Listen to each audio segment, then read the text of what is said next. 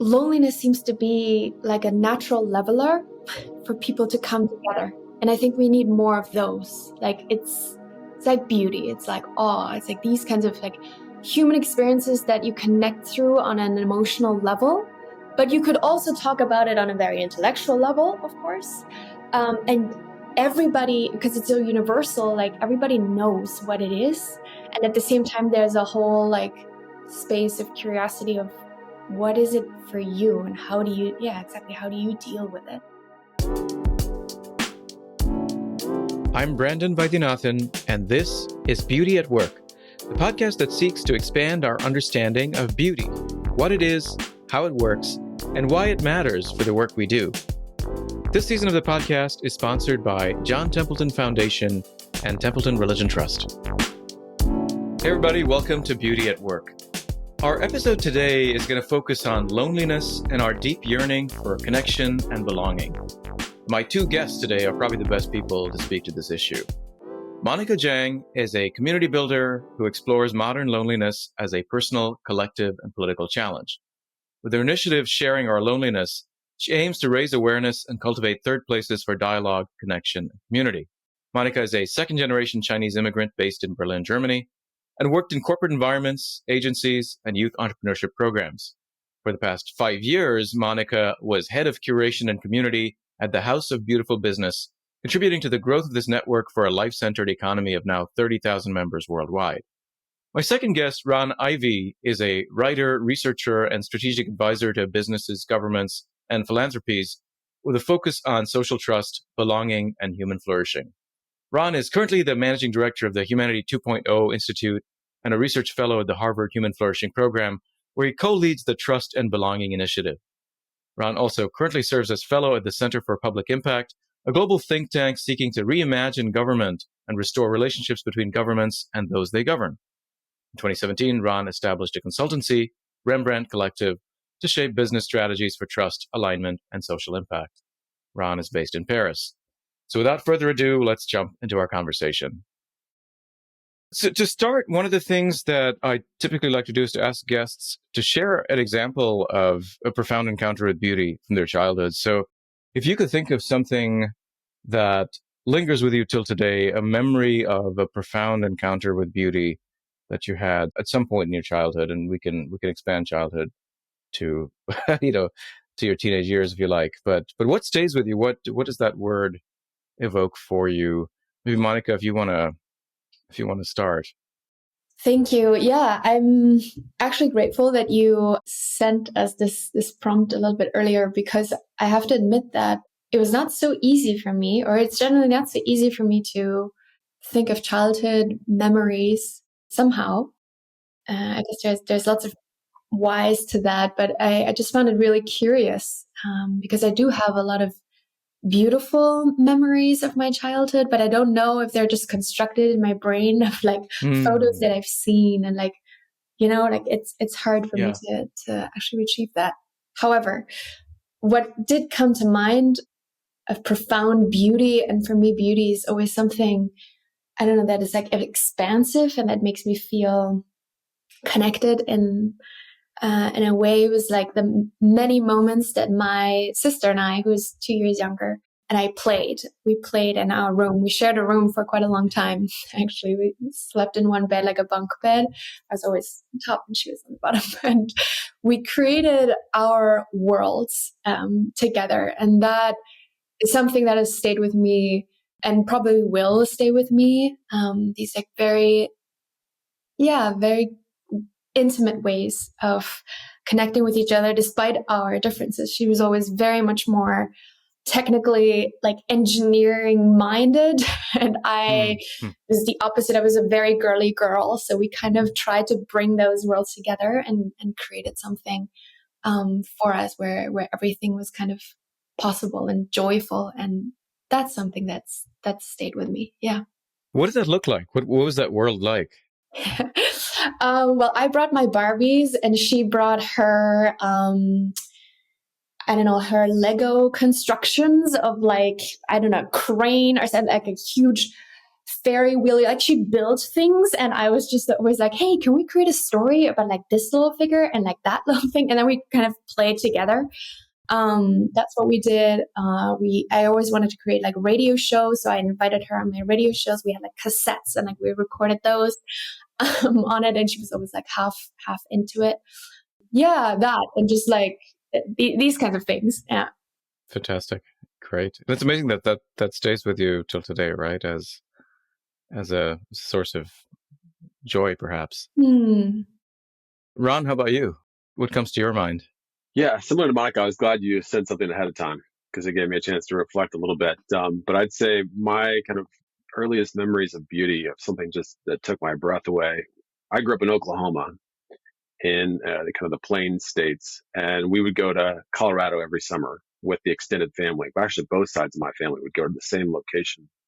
And there was something about kind of driving into the mountains and encountering the mountains. And when you're used to being in a flat, country and in an environment that's very flat and you can see forever, it was just so awe-inspiring. I didn't know what sublime meant, but I think now I would, be able to categorize that as like just this sense that something's so big and so massive that you can't, wrap your hands around it. And there was also an element of, part of the activity that we were doing as a family was fly fishing, and just getting to see my father out in the river, my grandparents, my great grandfather. Actually, I was able to see him and experience him doing that, and kind of him passing on some of those techniques and skills.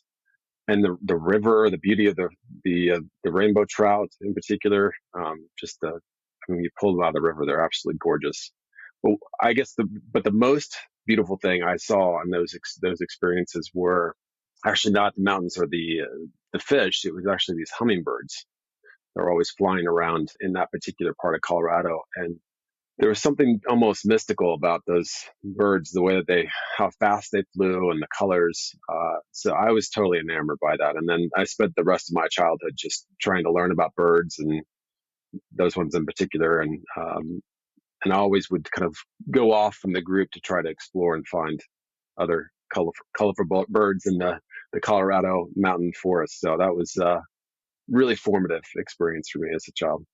Wow. Are you a birder these days? I'm not. It's been one of the things I've been reflecting on lately, that, living in the middle of the city, yeah. I do enjoy, we've got bird feeders here, even in Paris, which is nice. We just had our first bird arrive. We've had, our bird feeder up for a couple of months, and it finally arrived last week. So that was kind of a big event in our household. Okay. But no, I'm not a birder, but I do feel this like longing to kind of get back into nature now as I'm entering my mid 40s. Maybe that's something about midlife or something, but yeah, I'm excited to get back out of nature now. Awesome. Well, listen, I want to ask you both if you could, those are really beautiful stories. If you could maybe trace a little bit more of your backgrounds and how they've shaped the ways in which you're pursuing this problem of loneliness. Monika, with the initiative you have on sharing our loneliness, and then Ron, if you could say a bit more about the work on belonging that you're doing these days, and then how did your journeys lead you to this? Monika, maybe if you could start again. Yeah, happy to. I guess loneliness in the sense of feeling different and almost like alien has been with me all my life. And if I think about my childhood in particular, so my parents immigrated from China to Germany, which at that time was quite, I would say, unusual-ish. And the reason is that I had a German great-grandmother. And so that was possible after the Cultural Revolution, that they both, my parents and my grandmother and so forth, they experienced, and then they came. So I was brought up in this very small, conservative German town close to the border to Switzerland and France, as one of the very, very few visibly foreign people. Even though I don't have memories of like feeling isolated, really. I always had like friends. I always could connect with people, and like children don't, they don't really mind that. But of course, you grow up with the sense of like, oh, something about me is different, and like I wish I was like them, or I wish I would look like them. Why are we eating weird food like this? And like, why can't we just have normal food?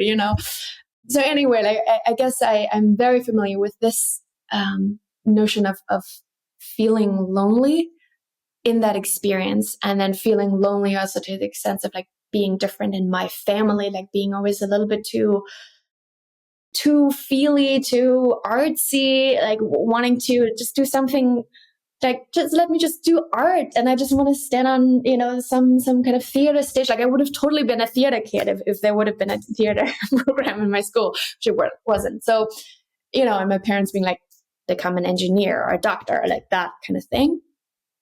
Anyway, so I carry that with me, and have carried that with me in a way all my life, and then later, professionally, right? And in my last 5 years, I was part of the House of Beautiful Business, where I really grew, I guess, into this role of being the person that holds and cultivates community and brings people together in spaces that are intimate and deep yet very expansive, and where people can almost reveal like their more truer selves.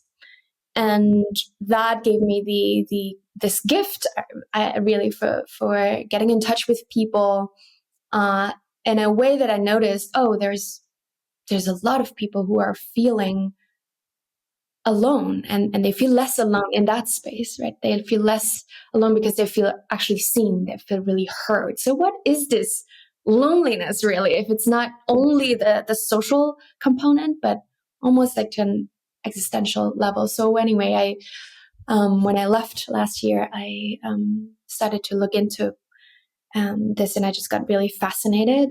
I'm in awe in a way of this very unique yet shared experience of loneliness that I believe has the power to connect us in ways that maybe seem unexpected.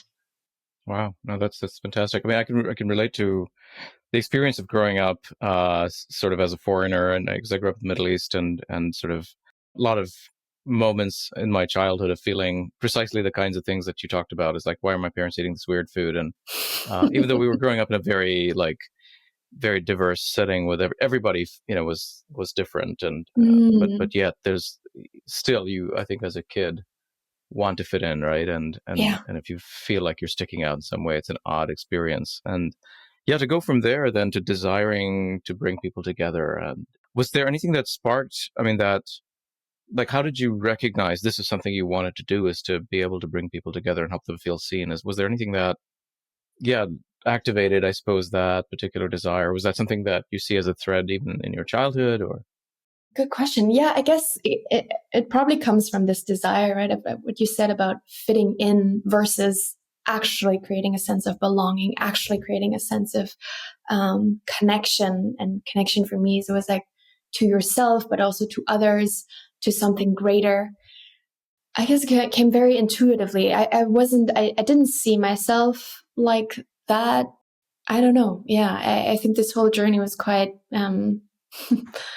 serendipitous and intuitive, and now it seems like so clear to me, and I'm like, yeah, that's what I always wanted to do. I always wanted to have a big table where everyone can sit, and you don't have to like have a reservation or whatever. Like you can just come, and like create experiences where people are invited, where they feel welcome. It's kind of that warm feeling, and to create that, I think, is something that that comes natural to me. And if I think about my 20s and everything, like when I was like starting to, I guess, more consciously developing my sense of self, I always love to bring people together and invite and like be a host in a way, without, putting myself in the center, but just creating the conditions for being like, you should be talking to that person, or like, let's do something, that connects us.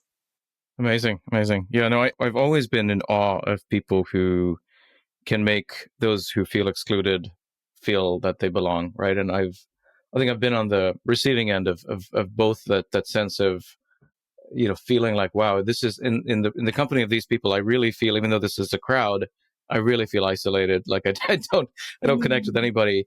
And there's something about the way in which certain environments are structured where I've really felt that. And then the very opposite, which is the kind of, yes, especially the kinds of environments you've helped curate, Monika, at the House of Beautiful Business. So those are some of the places where I've really felt, wow, I don't know what the secret sauce is or what the magic is, but these people know how to help people like connect and feel seen. And so there's really something extraordinary about our capacity to do that. Ron, could you trace your own journey into this sort of problem of loneliness? But I'm especially interested in the work you're doing on belonging and trust. Yeah.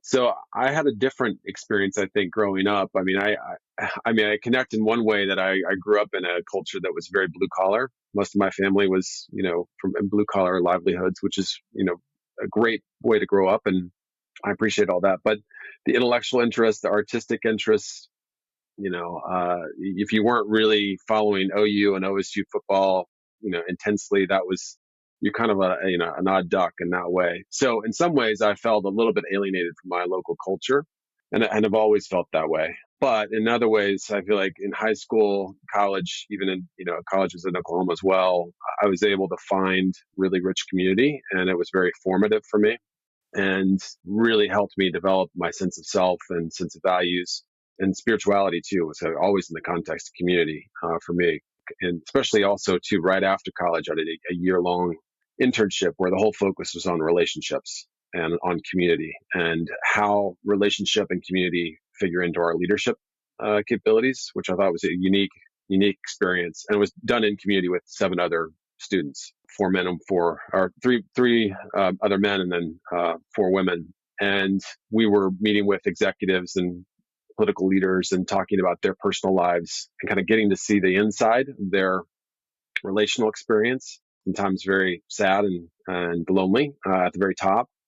So I think that's where I started to see and be interested in this idea of relationality, connectedness, belonging. I then went into politics, worked in the United States Senate, and worked after that as an advisor to various leaders from the top of the federal government.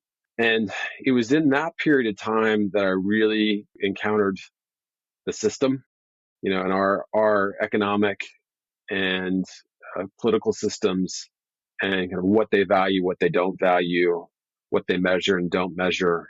One of the projects I worked on was within the Office of Management and Budget, which is within the White House. It's really where the federal government measures performance and thinks about performance. And I had this kind of formative experience where relationship and community was so important to me, and yet I didn't see it in any of the frameworks, the systems, the measurements. And it just deeply bothered me. And so that became a pattern or a thing I kept looking at in my work and kind of the practical work. And I kind of hit a point in 2014 where I felt like I needed a complete break from Washington, D.C. So after Oklahoma, I went to D.C., worked in politics, worked in strategy consulting. And then 2014, my wife and I both had this sense that we needed a break from that particular system and that particular culture of DC. Although we had some great, rich experiences there, I think we just needed a sabbatical. So we took a year to come here to Paris. And that's where kind of the deeper reflection started, and meeting with philosophers and various thinkers to kind of ask these questions. I started doing some public writing, just wrote a blog, and I thought, who the heck is reading this? And a now friend, Ian Marcus Corbin, who's a philosopher. I think you know him, Brandon. I just met him last week again, yeah. So it was good to see him. Yeah. He's become a dear friend. We ironically found each other, I think, via Twitter. Okay. And he read some of my writing and said, "Hey, Ron, we're starting a new initiative here within the Harvard Human Flourishing Program that will be focused on kind of trust and belonging, and why social trust is declining, but how it's interconnected with this rising loneliness issue. And we're wanting to get kind of a synoptic account, a holistic account of why that's happening. And you've got a policy background, and then I'd done a lot of philanthropy work at that point, and said, we want more of a practitioner perspective in our team." I said, "Are you sure? I don't have a master's, I don't have a PhD." And he said, No, it's okay. So, but joined the team. Ironically, it was during COVID that started that work. And we were basically, if you're trying to get a synoptic account of why loneliness is increasing, you can't do it within one discipline. I mean, sociology, social psychology are extremely important, but you really need multiple disciplines to look at it. So part of what we were doing was designing events, symposia, big forums where we brought together try to bring the entire system together, both the academic research side, but then also people that are actually building community. And I think I can talk more about kind of what we were finding in that work, but it was really helpful to kind of get this holistic view of why loneliness was increasing and social isolation, kind of the physical form, and then what the connection was between a kind of larger breakdown of our social life and political life. And then, but on the positive side, starting to see some really exciting things emerge, both in intellectual communities, but then also in kind of the ground up grassroots movements that were rebuilding civic life as well. So that's really been the last, I guess, 4 years has been, trying to really bring people together, try to get that holistic view, and then look at kind of what are the holistic solutions that all different sectors could be working on together.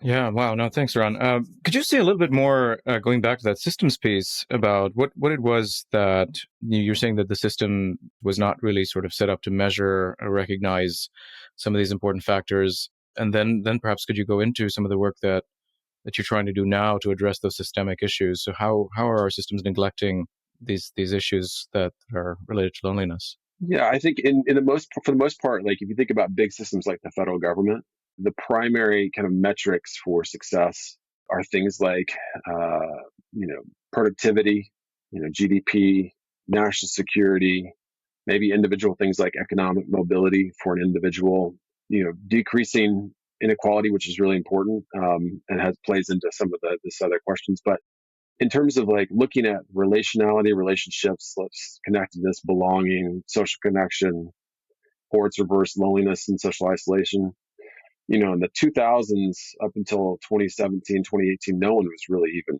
thinking about those things as things we should even be tracking. They were just not even on the radar screen. And there were some people on the fringes that were recommending that, but they were definitely fringe. It plays out in other things in terms of like, really, I think that the fundamental thrust of it was valuing usefulness, utility, growth, all important things, but they didn't necessarily value community. I don't know if that answers your question, but that was kind of the seeing the system. That's what I was starting to see. I didn't quite have language around it, but I do now. Yeah. I mean, my sense a little bit is, I mean, people like Putnam were talking about the breakdown of associations, but I suppose that is not sort of something that metrics are tracking, right? That the Right. association of life and so on. You saw some of it. You had the Joint Committee on Economics. There was a committee within the Senate, subcommittee within the Senate that was working on these things, that had started to track kind of social capital. They framed it around the terminology of social capital, which is important, but it kind of looks at social relationships from a kind of utilitarian perspective. How does this social capital help me advance my economic mobility, and how does it help the whole system grow and develop? And which is fine, is important, and it's kind of the first way in. And I think Putnam really got everybody thinking about that. But even the data that he had, the data that was accessible, it was there was no way to really think coherently across these different data sets, and no one was really thinking consistently about how do we measure these things. I mean, they still aren't to some degree. There's some new efforts that are trying to change that we've been a part of within the Senate. Yeah. But yeah, does that answer your question? Yeah. So at what point do you see then this sort of pronounced interest in the loneliness epidemic that we're seeing, right? I mean, is it the depths of despair, or like what is it that suddenly helps us to recognize this as a problem that we've been neglecting all along? Well, I mean, I think it starts with Putnam. Then I think the other point that you see is with Julianne Holt-Lunstad, started to bring out new data about the impact of social isolation and loneliness, and it has different effects. Loneliness and social isolation, its effect on heart health, brain health, life expectancy. And she started to share some of that at a national level with some of the Senate aging committees. So there was more of a starting focus on aging. I think as the baby boomer population is starting to age, they were looking at some of these things in more detail. So that was 2017, 2018. Then, of course, the big watershed moment is we all went through an experiment of loneliness and social isolation at scale. And so that's when we really started to take a look at it.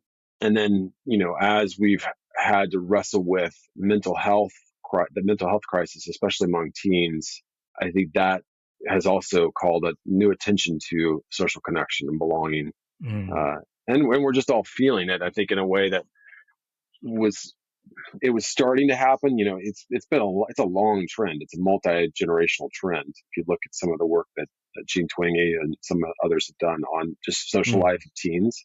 But I think we've felt it in this last 5 years in a more acute way, because all of our patterns have changed in terms of our work patterns and our, the way we eat now, the way we order, all those things have changed. And so I think it's just hit, among the loneliness research community, we've talked about it as like peak loneliness, not like an experience of it, but also, the zeitgeist, like everyone's talking about it in the last year and a half. Could you say a bit about peak loneliness? What is that? Well, in terms of, we're just at a point where everyone is talking about it in the news and in research, and I'm sure Monika experiences this as well. There were requests for interviews and speaking opportunities, and all of that's kind of at this. We feel like we all talk about it like, wow, this is an incredible amount of attention to this topic. I don't know that necessarily we've experienced peak loneliness. We might be getting lonelier. I hope not, but I think there is a something else we're seeing, which is a positive uptick in civil society, the kind of a rebirth of religious community potentially. You see, offline clubs, these types of things where we might be at peak loneliness. We might be actually shifting into a more communitarian phase. I don't know. The jury's still out on that. There's some new developments that are happening that might affect that from a technological standpoint. Yeah. But right. Yeah, no, I'd love to double click on that a little bit in a while. Yes, it also seems like the kind of loneliness may be different across generations, right? I mean, we're seeing some data where people who are, especially like men above 40, like there's, they have fewer and fewer friends as they get older, and probably experiencing a different kind of loneliness than, say, teenagers who are constantly surrounded by peers, but social media causes its own kind of isolation. Monika, I want to shift to you and ask you, like, what have you seen, especially in the European context? And I wonder, whether there's something different about the problem of loneliness, the kind of sort of causes or symptoms that you think might be different from the American context. But what has been your experience, especially with the communities that you've been dealing with? Yeah. Yeah, I mean, there's a lot of similarities. And I think, when I think about loneliness, I think about individualism. And I think about the culture that we have created and the systems, right, to Ron's point as well, that we have created in order to almost isolate ourselves from each other, right? The way that we live, the way that we think of a good life as, owning a house, like for ourselves, like with everything inside of it, and then doing everything in these like small units in a way of like our, choosing very, very carefully choosing our family or the people that we want to surround ourselves with, and so forth, right? Placing work as like the one source of meaning, and like your career has to be like the thing that defines you in many ways. And I think there's all these ways that we have almost perpetuated this sense of, and this peak loneliness, I think in a way, right, for us individually, but then also collectively as a society. So I've been seeing that. I've been running some events, community events in Berlin and Lisbon, in Madrid. And for example, and just like very small scale, right? But like Madrid, like Spain, for example, it's much more collectivistic culture. Like everything is social, especially in Madrid. It's like everything is social. Everything is done in groups. Like you're never alone. And that was my experience. It was like, I need some alone time now. Where is that loneliness that I came here for? So you can't feel obviously alone and lonely in that, right? This sense of what people told me about everybody's always in your life, right? Like I wish I had some sense of loneliness to see like, what is it that I'm longing for? What is it that I'm maybe lacking, right? Is it something else? But that's hard, right? To be always surrounded by people. So there's a different kind of loneliness, even if it's not as of an individualistic culture. Versus in Berlin, that's like, I would say, a hyper individualistic place where everybody's way too cool to be like, you have not heard of that, party or like that place and like this new thing that opened like in the, I don't know, whatever floor of a building that was abandoned for 20 years, like these kinds of things, and everybody is so sophisticated and cool and special and underground that it's a very inclusive and diverse place, but you have to, cross so many lines to like, or so many ways to like actually get there, or you have to know these kinds of people. So is it actually so inclusive? I don't know. Like, is it that accessible? I don't know. So I guess, in that, I think loneliness plays out differently for probably everyone, like subjectively, but at the same time, there's a lot of similarities, I would say. And what I know about the US and what I've been reading, right, the public places, like this notion of third places, that is also something like, how do we design and structure cities where people can actually linger and hang out outdoors? And I mean, Paris is a great example because they've invested a lot, I think, since the pandemic in particular, right, in creating some spaces or ways to make the city more sustainable and so forth. And this is all a process, but while that might be a little bit more accessible in Europe versus the US, as far as I know, and less designed for the cars, more designed for people,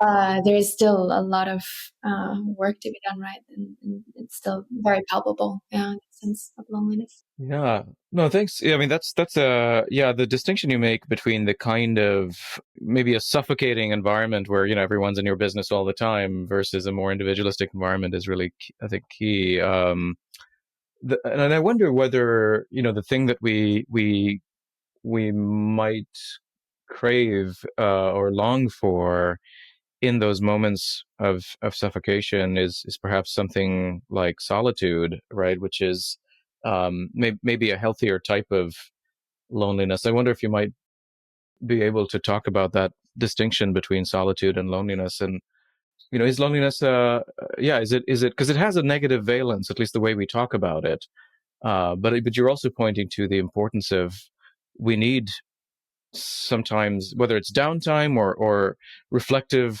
spaces or moments or that ability to be able to get in touch with what really matters to us, right?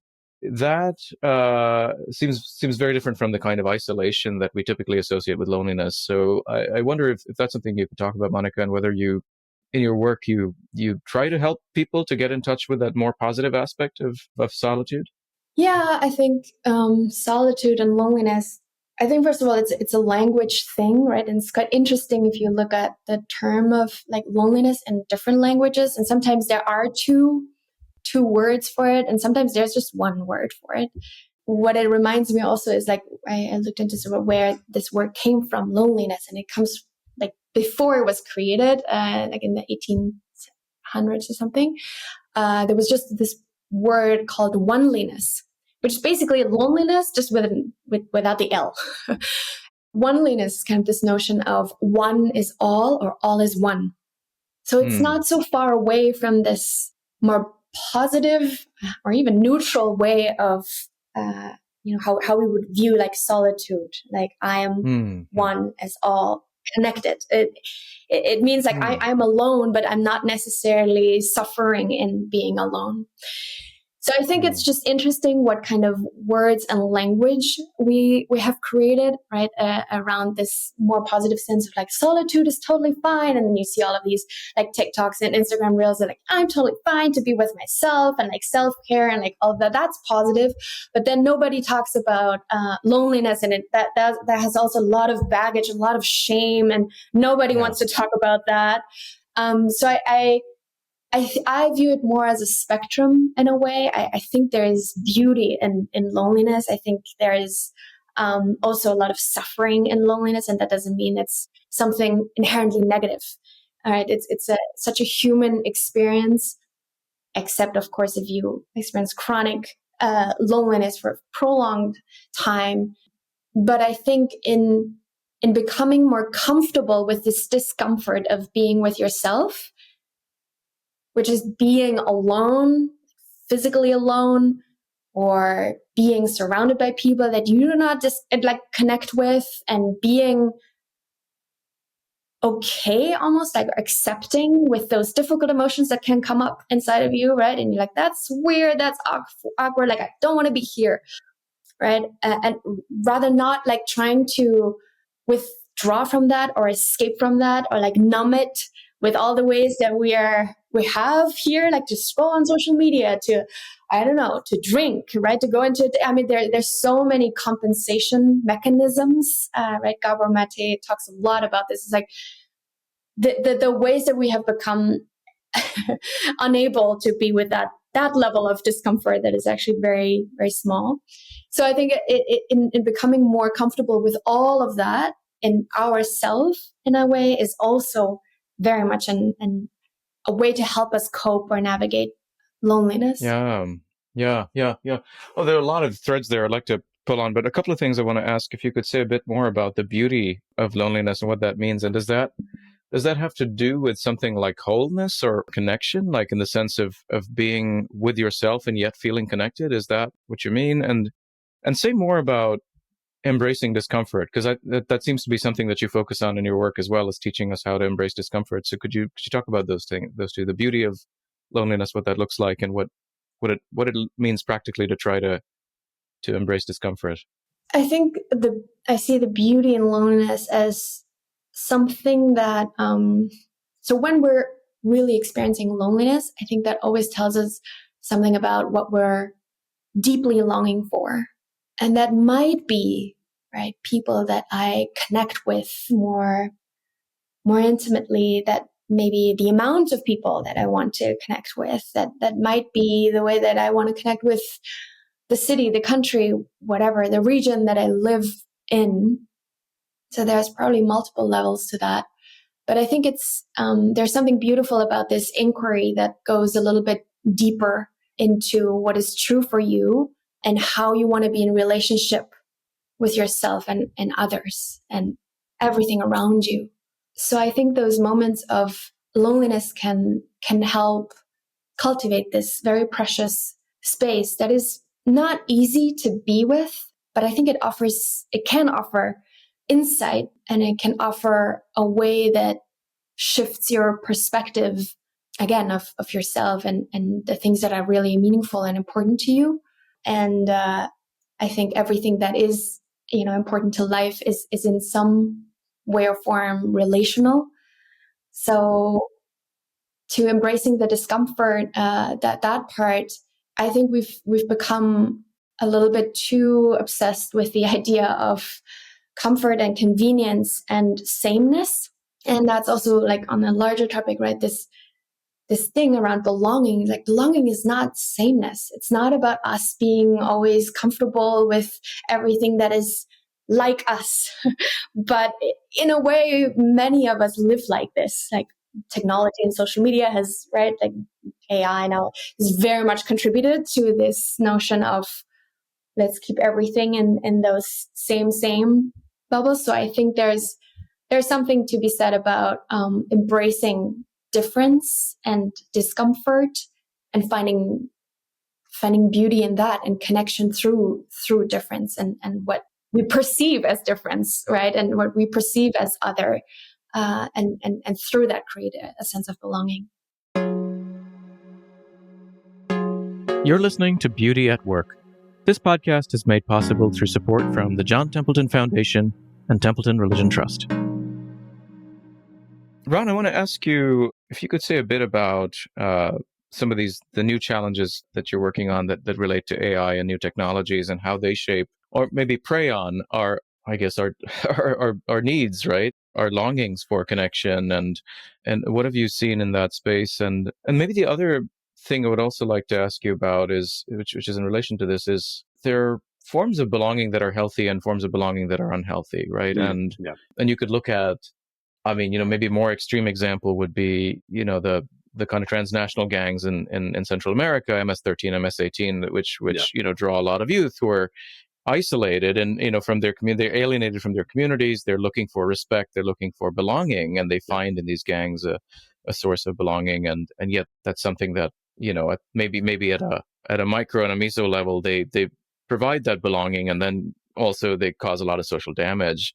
So they're two different things, but I think there's a connection between what you're seeing with some of the ways in which various AI firms are trying to capitalize on this loneliness crisis and the kind of unhealthy modes of belonging they might generate.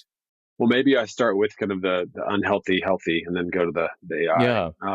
I'd say what's nice about kind of situating the belonging work, the trust and belonging work inside the Human Flourishing Program is this larger frame of, questions about the good life, questions about how we flourish, questions about well-being.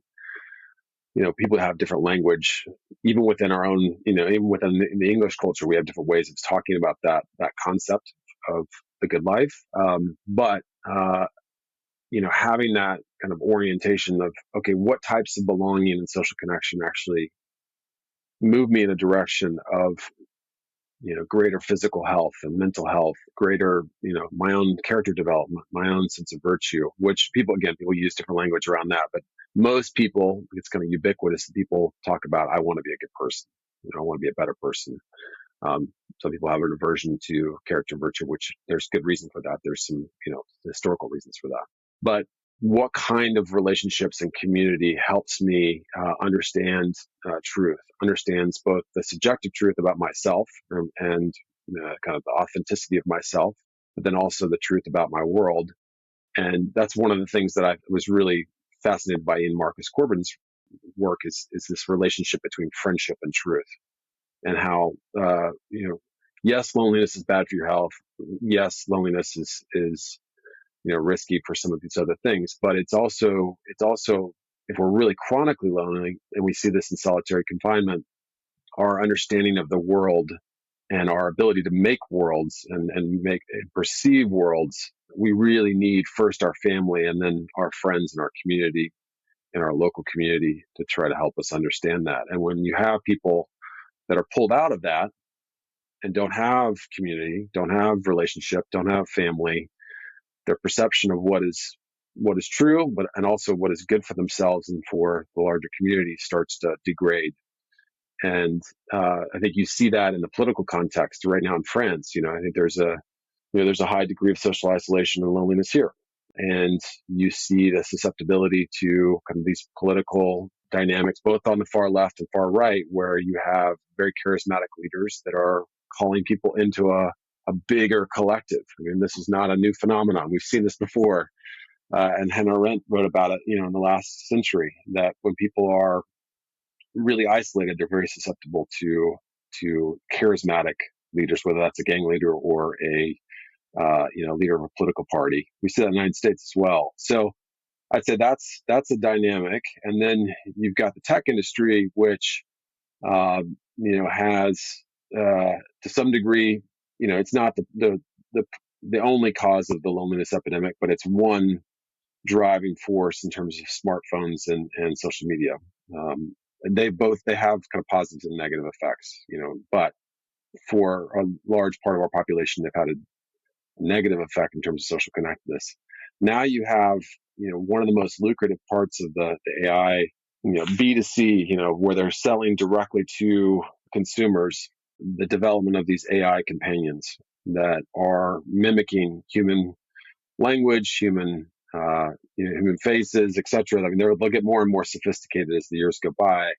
and are really addressing that need for connection, but through the mimicry of a human being in either a AI form, chatbot form, and there are other robotic forms that are being developed.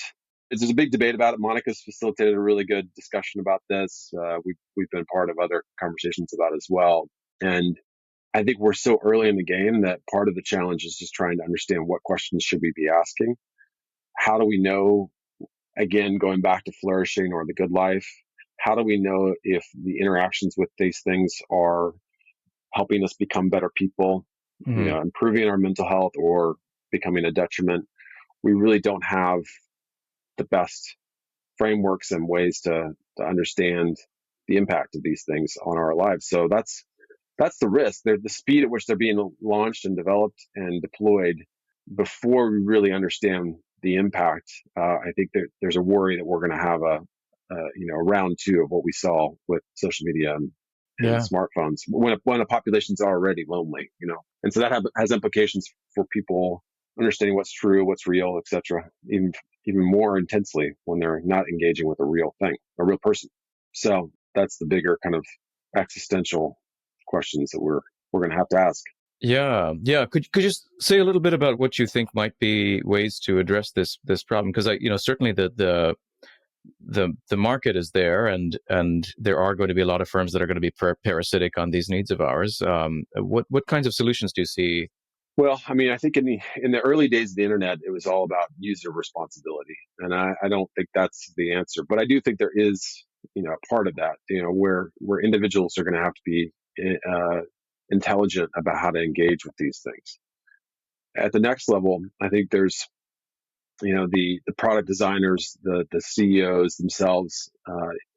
I think there's going to be those inside the industry that are going to be a little bit more enlightened about it and try to understand these questions, and then others that are already demonstrating they really don't care. They just really, it's the primary objective for them is their shareholder returns. And so for that part of the industry, we need the countervailing force of other institutions, civil society, religious community, and then ultimately you need, regulatory frameworks, both at the national and in the global level, that address some of the players that are just not interested in human flourishing, good life, well-being, whatever your category is.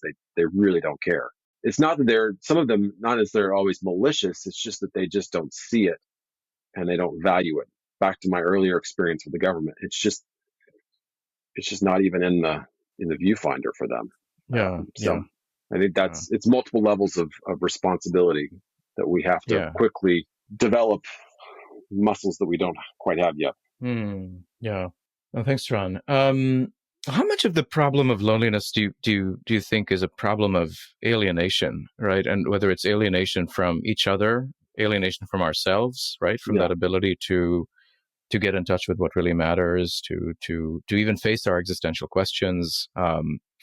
Alienation from nature, Ron. I mean, you were talking about the beautiful mountains that you were, that you encountered, and I think it'd be hard to be lonely in the sort of negative sense in which we mean it, alienated, right? Perhaps when we're in deep connection with nature, and then maybe the fourth factor could be something like a transcendent higher power, God, something like that, right? That a sense of connection to the universe, as some people might call it, but it seems like at least those four components of self, other, nature, and a transcendent source or power are important for us to connect to, and whether or not we're physically alone, we could be alienated from any of those, and I wonder how much that's getting at the heart of the problem here, or whether there's something else. No, I think that's it. I mean, when you first sent out the questions, that was one of the first words that came to my mind, was this word of alienation.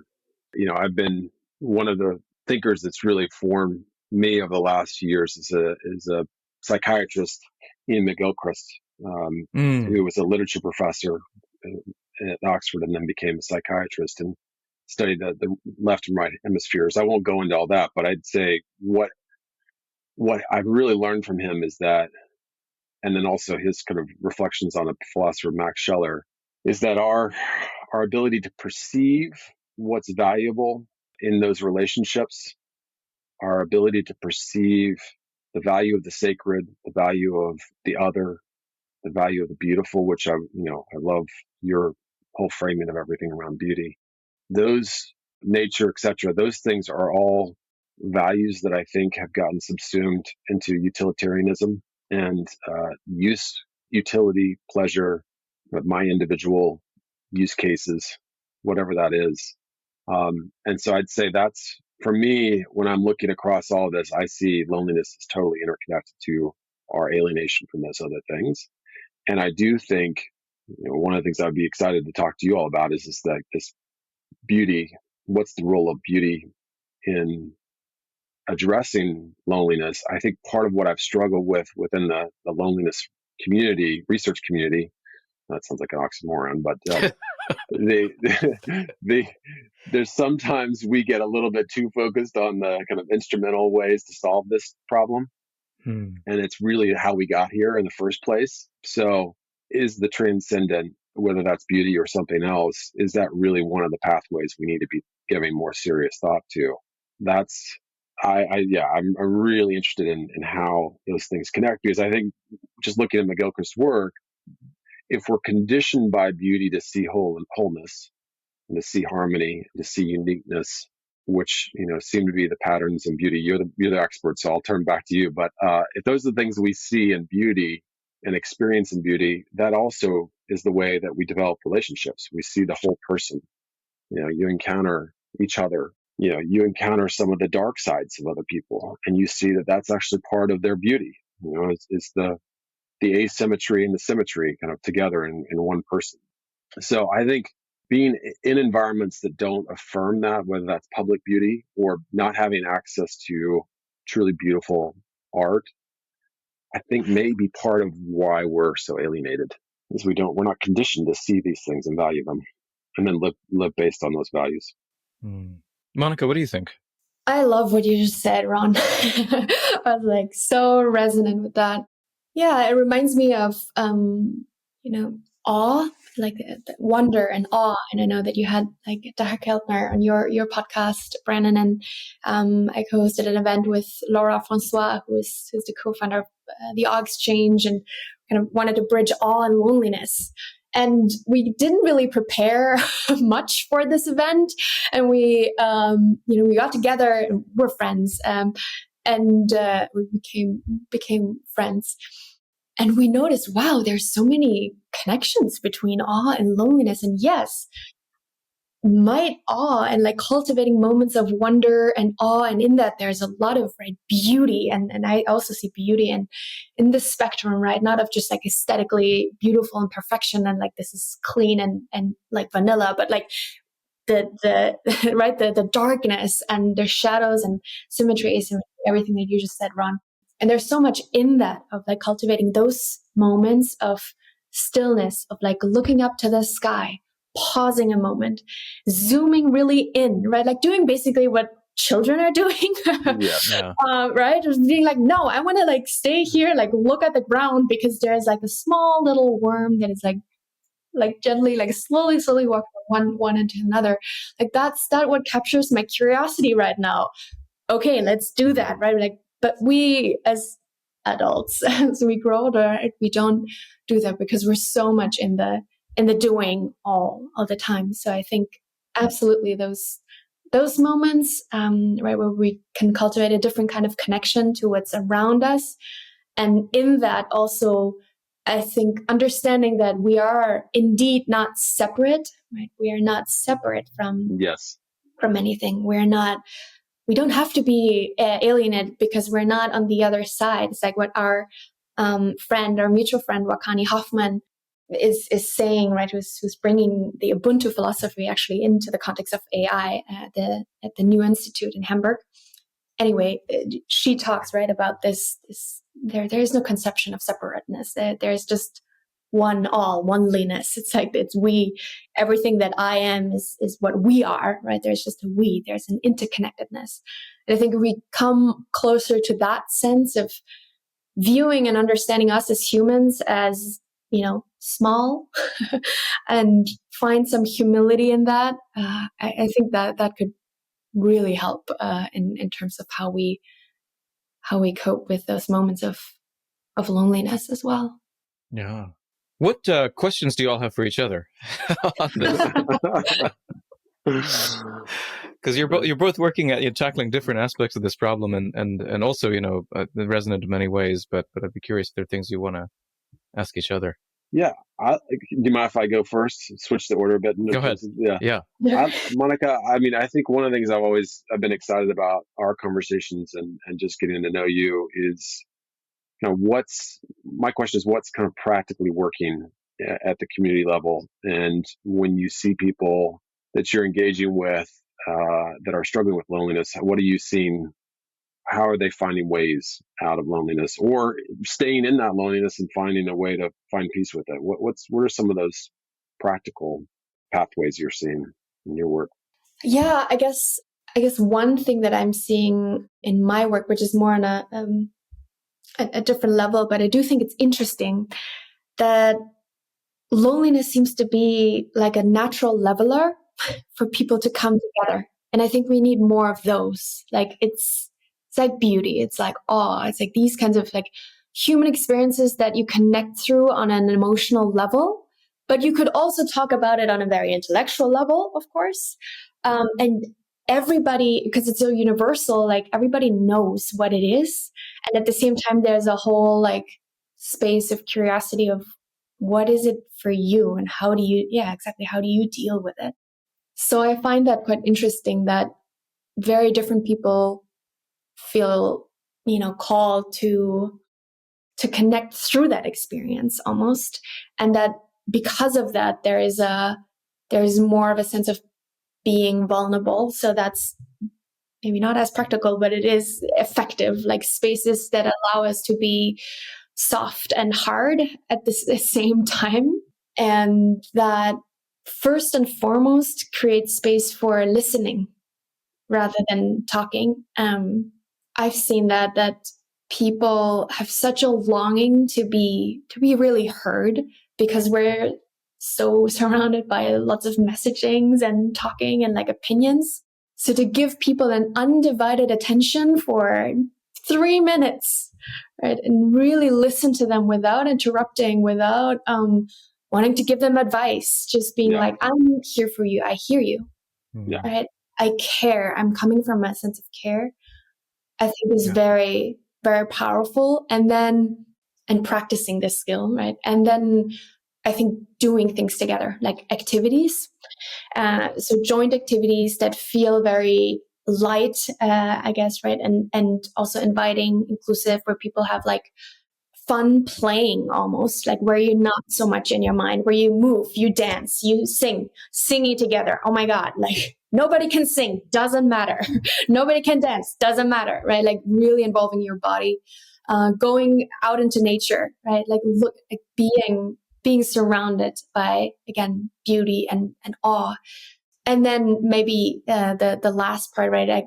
Again, this sense of differences. So learning from each other and people that you wouldn't normally interact with. Much older people, much younger people, people from different class, different part of the city that you would normally not interact with because you are in your bubble. It helps people to be like, oh, I'm not alone in my loneliness.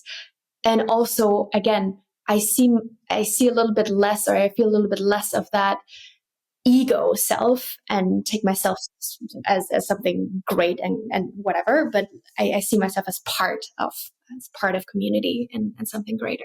Yeah, I mean, even the way you did that at our last event that we were together at the House of Group, beautiful business with the dance,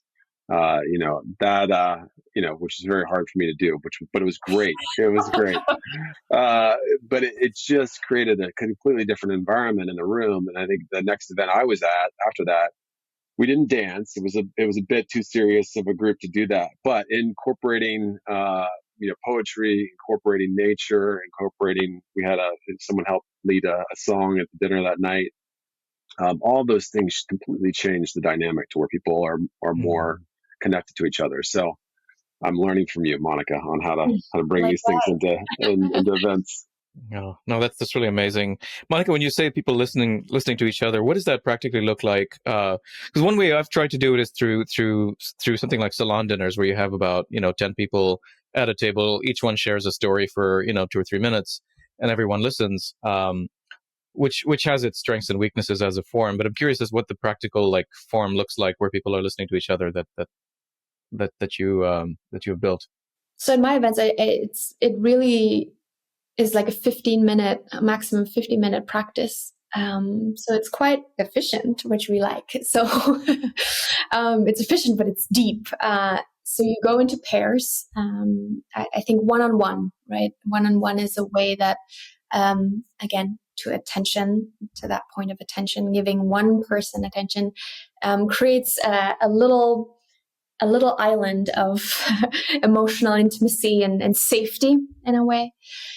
And then I usually have people reflect on two questions, right? Like the first one would be, tell me about an experience where you felt maybe alienated, alone, lonely, misunderstood, some sense, right? And give them 2.5, 3 minutes to share. So one person starts, ends, the other person starts, ends, so, and they listen to each other. Like one person always listens, obviously, and the other speaks. And then I shift and basically okay, second prompt. Now tell me about an experience where you felt connected, right? Where you felt seen and heard. Mm-hmm. Yeah. And then they do the same. It's the same practice. And just alone to give this space of self-reflection, and you're not having a real dialogue. It's not like, oh yeah, tell me more about that. No, it's just like everything that I want to share in those and can share in those 2.5, 3 minutes, I will share. And you are witnessing me in my self-reflection, right? And you're there for me. You're present for me. And that is very powerful. And also this shift, I guess, from sort of the sense of disconnection and loneliness, and then this sense of connection can be, again, quite powerful in the way that you feel after this practice that is quite short. Yeah. Amazing. Yeah, thanks. Monika, what question do you have for Ron? So many.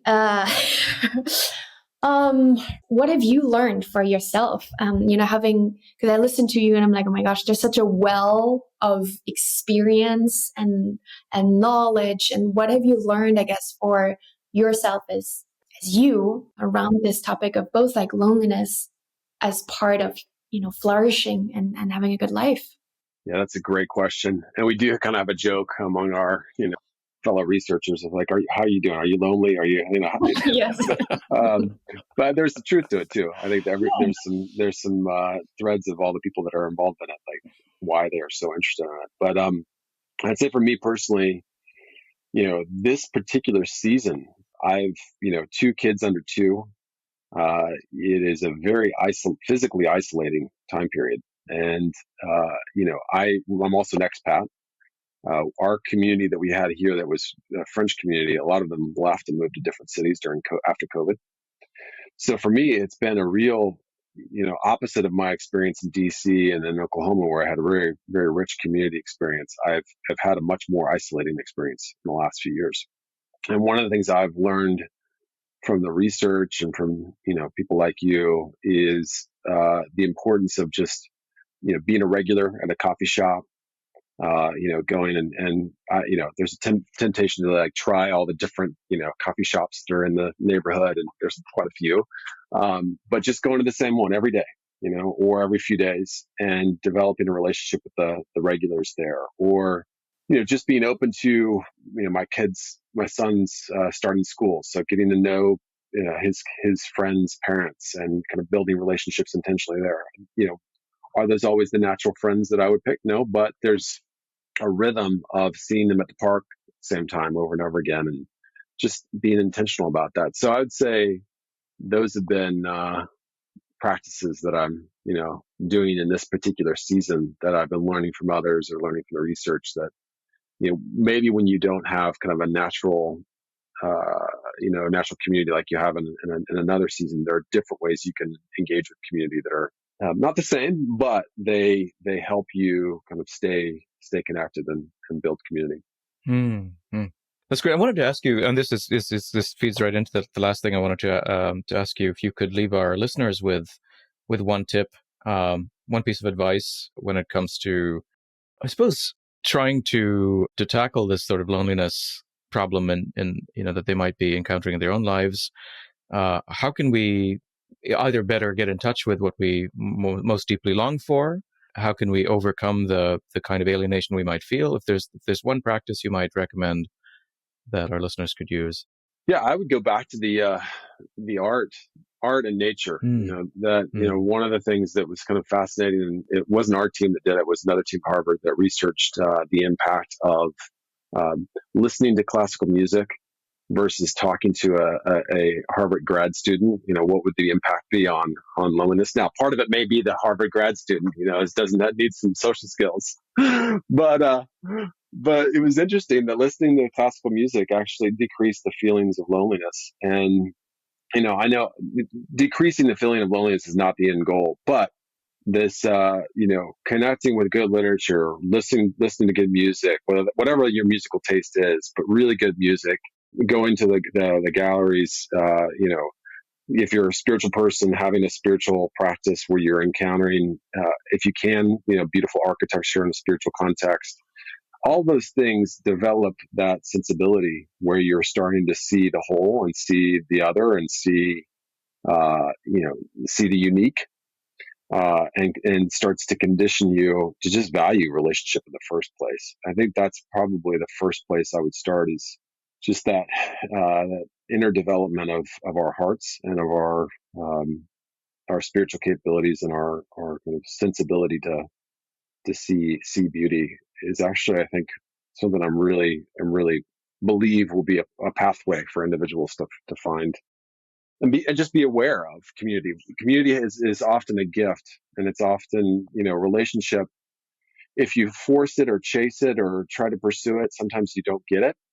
But if you are kind of developing that awareness, then you see it when it shows up. You see that person when they, that random person you meet at the kids' school or within your high school or within your, university department or whatever. And you're like, oh, I'm attracted to having this conversation with this person.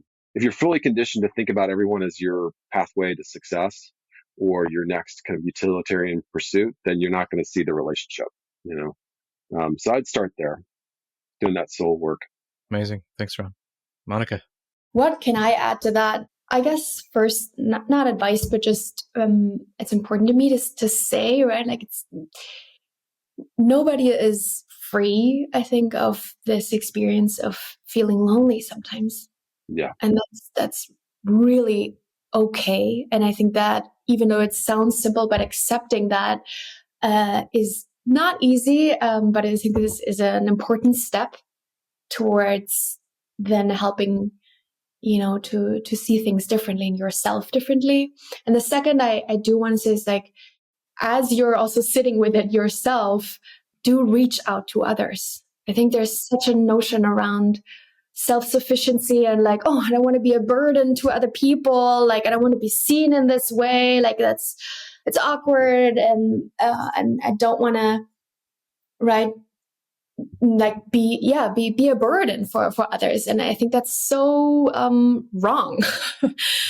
Yes, we should all be a little bit of a burden to each other a little bit, so that the suffering is shared, and we can connect again through each other's experiences that are tough and challenging, and we are all challenged in different ways. So I think having a little bit of faith in others, right, and seeking out and reaching out and being, even if that's bringing discomfort or resistance within you, being the person who is interested first, being the person who asks, like, hey, I feel like, I would love to continue this conversation, or like, we should hang out sometime, or like, like initiating something, even if it's small, and do it a couple times, and taking that as your way to actively pursue and cultivate the relationships that you really need and want. Yeah, no, that's amazing. Yeah. Yeah, I think if we stay in that illusion that we don't need others, we shouldn't be a burden, it becomes hard for us to belong to anyone, right? And I think that there's the beauty here is when I recognize that you're someone in need and that my presence can be in some way helpful, then I think that can strengthen that connection between us. But also, there's something more beautiful, I think, in recognizing that someone we might think is perfect is actually, in some way broken, and that I have a role in that, in that relationship, right? So there's a beauty in that brokenness, to know, especially that so I think, I think especially people who we would consider friends are the people who would value that brokenness and their role in that connection. It's amazing. Well, thank you both. This has been such a rich and Thank you deep both. conversation. Yeah, no, thank you. Well, I wish you well in all of your wonderful endeavors. May your endeavors and your lives flourish. So hope to see you all soon. Likewise. In person. Much. Thank you, Brandon. All right. Good to see you, Monika. Yeah, good to see you as well. Thank you so much. All right, folks, that's a wrap for this episode. If you enjoyed the episode, please share it with someone who would find it of interest. Also, please subscribe and leave us a review if you haven't already. Thanks, and see you next time.